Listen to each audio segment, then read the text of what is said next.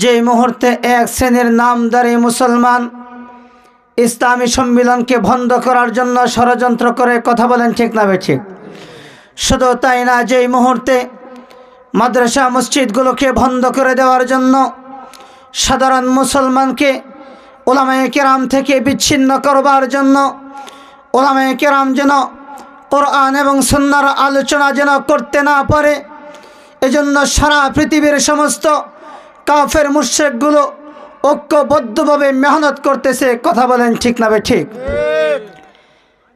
আজকে মুসলমানদের কণ্ঠের আওয়াজ নিচু হয়ে গেছে, ঈমানি শক্তি দুর্বল হয়ে গেছে, যার কারণে আজকে সারা পৃথিবী জুড়ে মুসলমান কাফের মুশরিকদের হাতে অত্যাচারিত, নির্যাতিত, নিপীড়িত হচ্ছে, কথা বলেন ঠিক না ঠিক?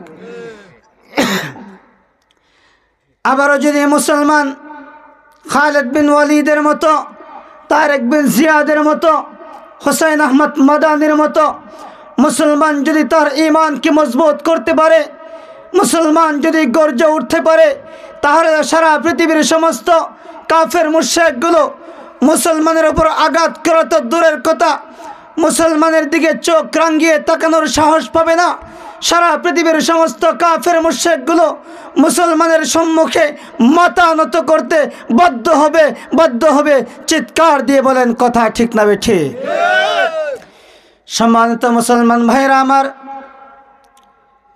আল্লাহ তাআলা আমাকে আপনাকে বড় দামি করে সৃষ্টি করেছেন, আমাকে আপনাকে বড় মায়া করে মুহাব্বত করে সৃষ্টি করেছেন। জাহান্নামে দেওয়ার জন্য নয়, আমাকে আপনাকে আল্লাহ তাআলা জান্নাতে দেওয়ার জন্য সৃষ্টি করেছেন। আমাকে আপনাকে আল্লাহ তাআলা জান্নাত এমনিতেই দিবেন না, আমার আপনার মালের বিনিময়ে, আমার আপনার কর্মের বিনিময়ে, আমার আপনার মূল্যবান হায়াতের মূল্যবান কামাইয়ের বিনিময়ে আল্লাহ তাআলা আমাকে আপনাকে জান্নাতের মালিক বানাবেন। এজন্য মূল্যবান হায়াতটাকে আমাদের প্রত্যেকের মূল্যায়ন করতে হবে। মূল্যবান হায়াতটা যার তার পিছনে যেভাবে সেভাবে নষ্ট করা যাবে না। আপনি আমি দুনিয়াতে যাদের সুখের জন্য কামাই রোজগার করতে করতে নামাজ পড়ার সময় পাই না, আল্লাহ পাকের গোলামি করার সময় পাই না, তারাও কিন্তু ময়দানে মাহশরে আমাকে আপনাকে অস্বীকার করবে, তারাও কিন্তু ময়দানে মাহশরে আমার আপনার কাছ থেকে পলায়ন করবে, কথা বলেন ঠিক না ঠিক? এটা আমার কোনো বানানো কথা না।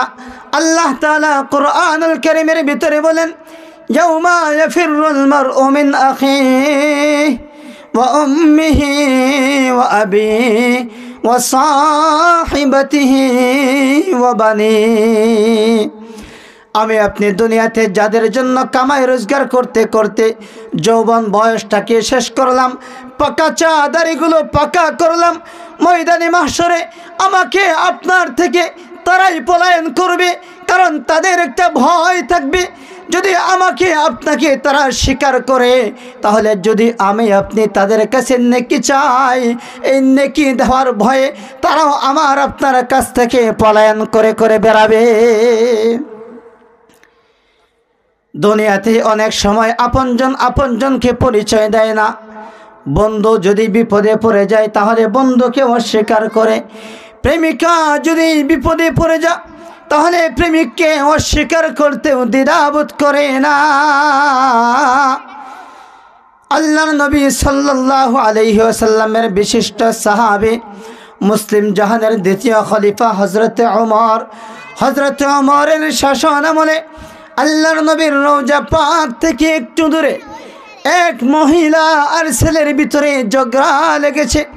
মদিনার লোকেরা সেখানে উপস্থিত হয়েছে। মহিলা ডেকে ডেকে বলতেছে, মদিনার লোকেরা, এই ছেলেটা আমার না, আমাকে মা বলে ডাকে, মেহেরবানি করে তোমরা ছেলেটাকে আমার কাছ থেকে সরায় নিয়ে যাও।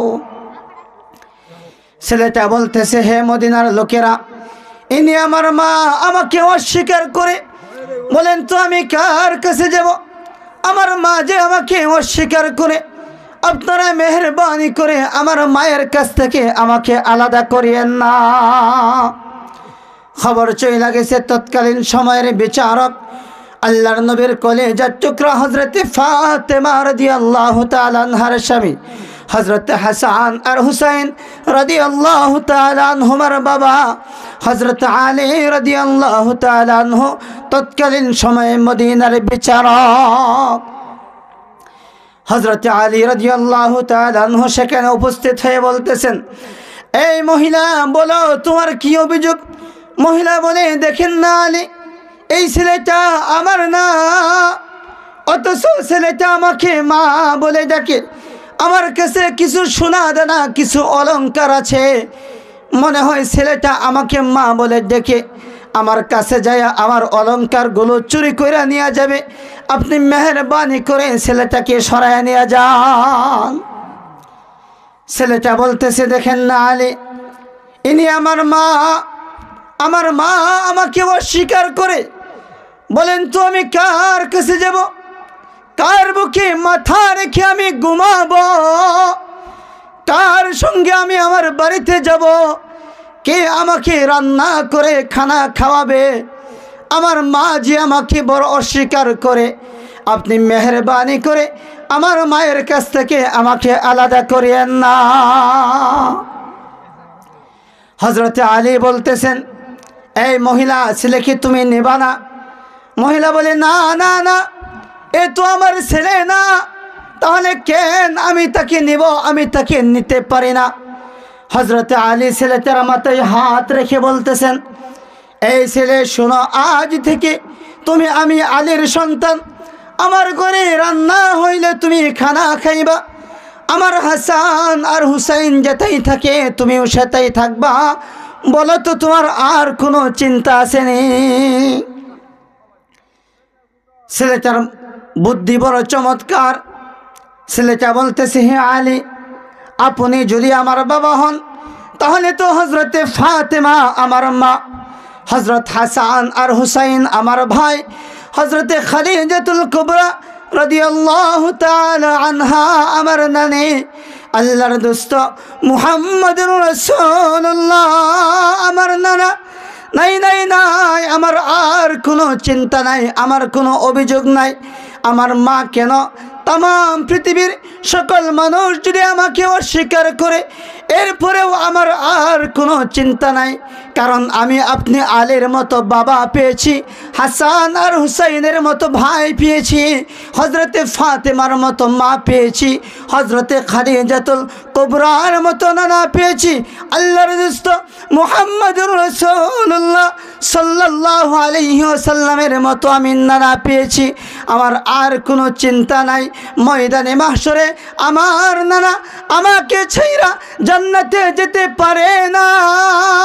বিচার দিবসে আমি আল্লাহর দোস্ত মুহাম্মদুর রাসূলুল্লাহ সাল্লাল্লাহু আলাইহি ওয়াসাল্লামের হাত ধইরা আল্লাহ পাকের জান্নাতে চইলা যাব।